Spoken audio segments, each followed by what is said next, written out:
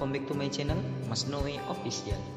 Nah, jadi di video kali ini Mas Noe ingin kembali mengingatkan kepada kita yang mungkin udah pernah membahas mengenai ilmu ini tetapi lupa-lupa ingat.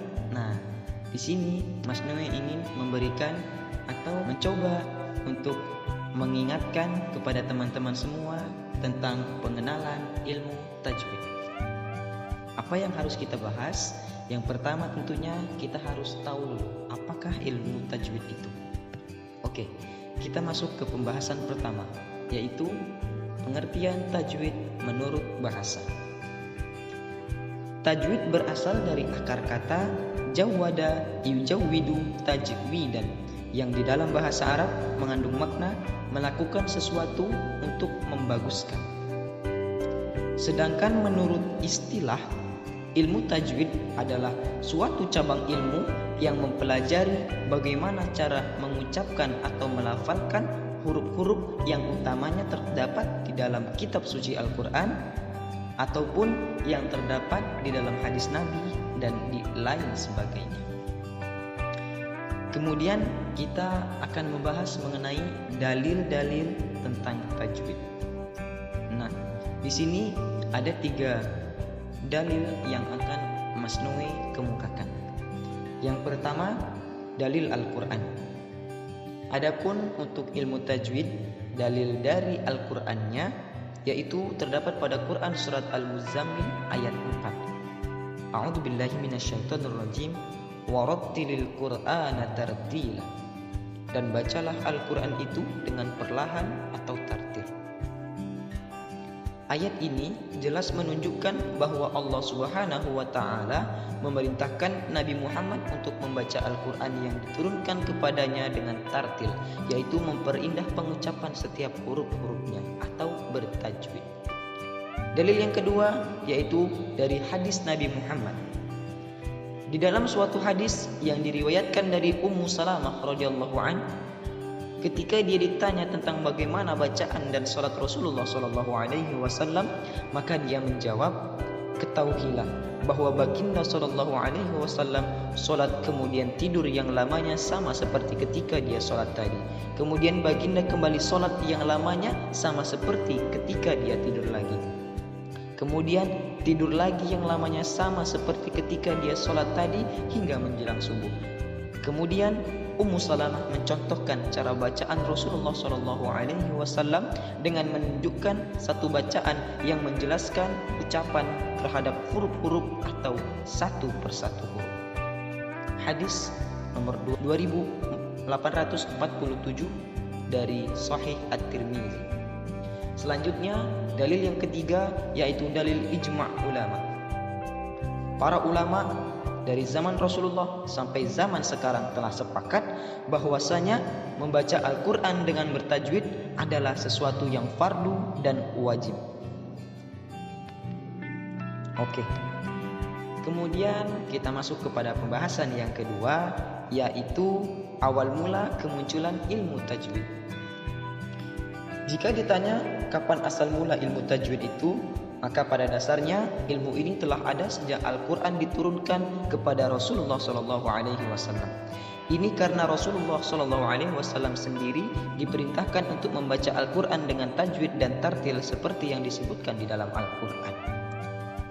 Akan tetapi, bagaimanapun yang dianggap sebagai penulisan ilmu tajwid yang paling awal adalah ketika adanya kesadaran akan perlunya mushaf Utsmaniyah yang ditulis oleh Sayyidina Utsman bin Affan, kemudian diberikan titik-titik pada huruf-hurufnya, kemudian baris-baris bagi setiap huruf dan pelafalannya. Gerakan ini diketuai oleh Abu Aswad Ad-Du'ali dan Al-Khalil bin Ahmad Al-Farahidi, di mana ketika itu Khalifah umat Islam memiliki tujuan besar untuk hal ini di saat umat Islam mulai ada yang melakukan kekeliruan di dalam membaca Al-Quran. Kemudian kita masuk kepada manfaat atau hikmah mempelajari ilmu tajwid. Yang pertama, mengetahui cara membaca Al-Quran dengan baik. Salah satu tujuan untuk mempelajari ilmu tajwid adalah ketika membaca Al-Quran, kita bisa mengetahui bagaimana cara membunyikan hurufnya berdasarkan makharijul huruf atau tepat keluarnya huruf. Juga untuk mengetahui bagaimana cara membaca hukum-hukumnya, bagaimana kalimatnya, dan saat yang tepat untuk berhenti membacanya. Kemudian yang kedua, menghindari kesalahan dalam membaca Al-Quran. Hubungan tajwid dengan Al-Quran adalah bahwa kita akan mengetahui kesalahan bacaan dengan sendirinya, baik itu yang dilakukan diri sendiri ataupun dilakukan oleh orang lain. Membaca Al-Quran ini berbeda dengan membaca hadis atau kalimat dalam bahasa Arab lainnya. Jika terjadi kesalahan yang sepele dalam membacanya, maka artinya juga akan berubah. Kemudian yang ketiga, mengetahui adab dan tata krama dalam membaca Al-Quran. Al-Quran sebagai firman yang mulia dari Allah Subhanahu wa Ta'ala, sehingga sudah sepatutnya kita membaca firman Allah dengan cara yang baik dan benar pula. Memperhatikan makhraj, hukum bacaan, dan tanda baca ketika membaca Al-Quran adalah suatu kebaikan dan akhlak baik dalam usaha untuk membaca firman Allah Subhanahu wa Ta'ala. Yang keempat, manfaatnya adalah sebagai bentuk ibadah. Bagi seorang muslim, membaca Al-Quran mendatangkan pahala yang sangat besar dalam beribadah. Dengan mempelajari ilmu tajwid untuk memperbaiki kualitas pembacaan Al-Quran, maka hal itu akan menjadi salah satu bentuk ibadah yang diniatkan karena Allah Subhanahu wa Ta'ala. Yang kelima, menjaga kemurnian bacaan Al-Quran.